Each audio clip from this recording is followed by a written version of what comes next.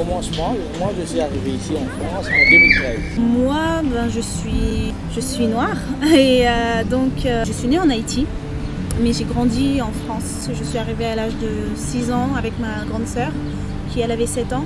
Celui-là, c'est pour ça que l'œil il se ferme, parce que comme je me fais opérer et tout, comme j'avais plein de coups dans l'œil, et ça va faire depuis 10 ans. J'étais à l'hôpital de Paris, Rothschild, tout ça. Puis je vais retourner à l'hôpital de Paris pour me refaire la paupière remonter. J'ai jamais retourné. Parce que je souffrais de vous à Maurice. J'ai opéré le premier ici, là, de gauche. Bon, en arrivant ici, un mois et demi, donc droite commence à faire mal. Bon, quand j'étais l'hôpital Melon est déjà là. Ouais. J'ai consulté, le docteur m'a dit que mes veins sont déjà pourris. Donc concrètement, moi je parle pas haïtien, je suis haïtienne, je suis vraiment française. Mais c'est vrai que c'était assez compliqué, comme tout, je pense tous les gens, mais je suis pas sûre, mais il y a eu ce frein du fait qu'on soit noir, que les autres soient blancs ou autre chose, mais voilà, il y avait toujours cette différence de moi je suis ça et toi tu es ça, donc ça va pas coller. Les pieds sont pourris, mais on va essayer de l'épargner. Au commencement, on a coupé, amputé les orteils. Et puis ça, on a monté, on a coupé les tibias. Et puis ça, le docteur m'a dit il faut le signer, on coupe la jambe, sinon ça va être très difficile. Et moi après, c'est terminé, après j'ai dit stop, j'arrête. J'étais un ancien boxeur et tout. J'ai vécu avec une antillaise pendant plus de 8 ans. Puis après j'ai dit stop, j'arrête. J'ai vécu des bons trucs. Bon, j'ai eu des problèmes, comme tout le monde, mais je ne referai plus comme j'ai fait avant. Ma sœur et moi, on a vécu vraiment dans l'inconnu de tout ce qui était émotionnel. Genre ma mère, je me rappelle une fois, ma sœur a dit à ma mère ouais mais on aurait voulu que tu nous dises je t'aime au moins une fois, qui est tout à fait normal pour certains. C'est comme ça. Et ma mère, très fière, qui dit non mais en gros, je vois pas où est le problème. Ma mère travaillait beaucoup parce qu'elle était femme célibataire avec 2 enfants, on ne voyait pas beaucoup. On a grandi un peu comme ça. L'histoire de votre vie qui vous a le plus marqué? Quand j'ai perdu mon frère. Parce que nous on était 4 frères, 4 sœurs. Quand j'ai perdu un de mes frères, il y a 30 ans, dans un accident de voiture. Puis après, depuis ce temps-là, j'ai dit stop, on arrête tout. J'ai grandi avec ce cœur assez fermé, genre ne montre pas des émissions, sois une femme forte, indépendante, surtout quand j'étais noire. Je portais déjà un poids que je ressentais, mais invisible. Vraiment le truc, une gêne. Je marchais, j'étais bien, mais je me disais, mais quand même, il y a quelque chose. Mais bon, avec le temps, on s'habitue. Moi, les conneries, c'était fini après. À l'âge que j'ai maintenant, c'est terminé. Maintenant, je vais faire ma vie. Je ne vais pas finir ma vie derrière les barreaux. Ah non, ça ne m'intéresse même pas. Ça a été comment de vivre la perte de vos jambes? C'est difficile avant. Avant, je ne mange pas. Après, j'ai connu, pendant mes 6 ans, j'ai connu mon copain qui est blanc, qui m'a fait, on va dire, m'ouvrir. En tout cas, c'était très long. C'était très long. On a passé 5 ans ensemble où à chaque fois, il me forçait à sortir de mes gonds, à montrer, à être plus ouverte. Enfin bref, il m'a éduquée émotionnellement. Et puis en fait, la dernière année avant qu'on se sépare, j'ai pris conscience que c'était pas possible, que j'avais un mal profond qui faisait que rien ne me faisait rêver en fait. Que vraiment je faisais les choses machinalement.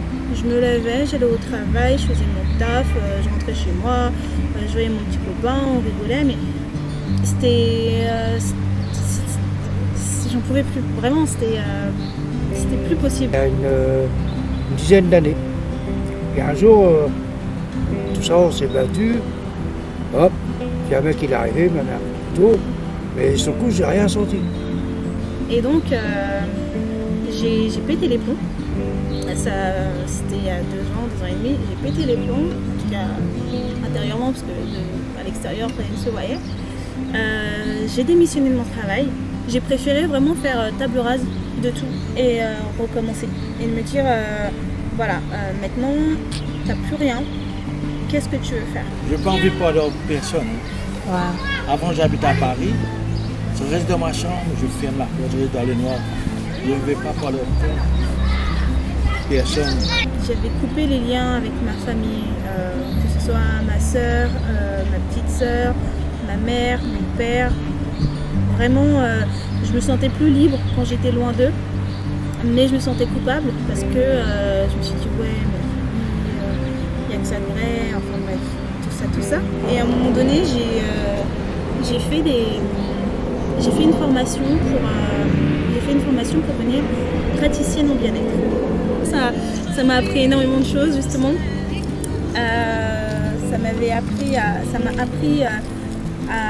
connaître justement la différence entre les émotions, les sentiments, quelle est vraiment la signification de la colère, de toutes les émotions, de tous les sentiments qu'on a, et quand c'est pas forcément ressortir avec la parole. Puis un jour, j'étais en train de me promener et tout au soleil, je me dis putain, ça fait mal à l'œil. L'œil n'arrêtait pas de pleurer. Je me dis putain, c'est pas possible ça. Alors j'ai été à l'hôpital, j'étais voir un ophtalmo, ils m'ont dit voilà, ils m'ont mis des voûtes, tout ça. Je dis attends, ça fait plus d'1 mois que ça dure, je peux même pas regarder le soleil.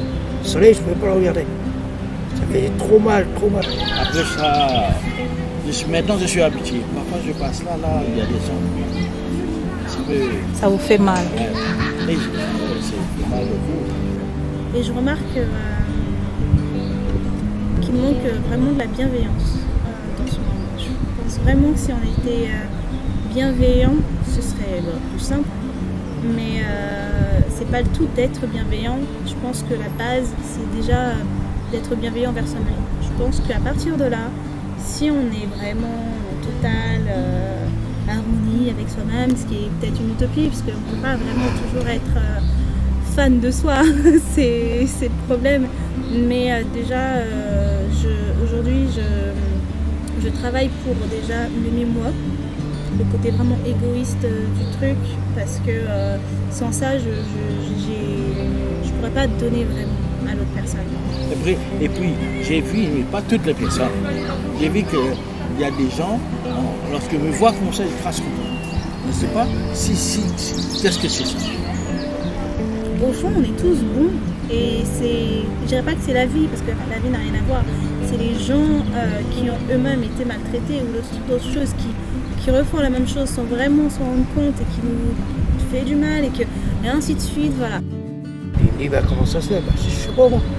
Si c'est à vous de me le dire, moi, je suis pas au courant. Moi. Et puis un jour, il m'a dit voilà, je vous envoie à l'hôpital de Poissy. Bon, j'ai dit d'accord, ils m'ont mis des piqûres dans l'œil. J'arrivais chez mon père, je dormais, hein. C'était fini. Je ne pouvais pas bouger de la journée. Quand je voyais le soleil, je ne pouvais pas rester au soleil, je me planquais à l'ombre. Je devais avoir une casquette, tout ça. Je ne pouvais pas rester au soleil, j'avais trop mal. Alors, le message que j'aurais à leur dire, c'est vivre intensément. Mais vraiment, vivre intensément tout. Genre la douleur, le malheur, le bonheur, ce qu'ils sont en train de faire. Il faut vraiment qu'ils le fassent parce qu'ils ont envie de le faire. Moi, j'ai eu beaucoup de moments où vraiment j'avais une douleur, je pleurais et tout, mais je me disais pas arrête de pleurer, c'est pas bien, relève-toi, vas-y. Non, c'est vas-y pendant 2-3 jours, si tu restes dans ton lit, pleure, fais ce que tu as à faire pour qu'après tout se vide, pour que tu te sentes enfin vidé pour pouvoir y mettre autre chose. Parce que plus tu vas garder, plus ça va se tasser, plus ça va se comprimer, et plus tu vas être frustré et tout. Ça fait trop mal ça. Puis un jour ils m'ont dit voilà, si vous voulez, on est obligé d'enlever l'œil. Ben, j'ai dit s'il faut l'enlever, il faut l'enlever. Hein. Je dis moi là-dessus, il n'y a aucun problème.